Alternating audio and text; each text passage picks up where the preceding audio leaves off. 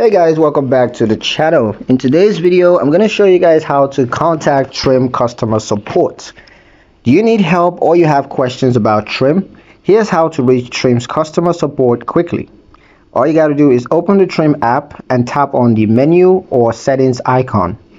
There, look for help, support, or you have contact us. Usually you can find this near the bottom of the menu. From here, you can choose to send a message via the in-app chat or support forms, or you could find a customer support email address. You could also access an FAQ or help center with answers to common questions. If you prefer, you can also visit Trim's official website for additional contact options.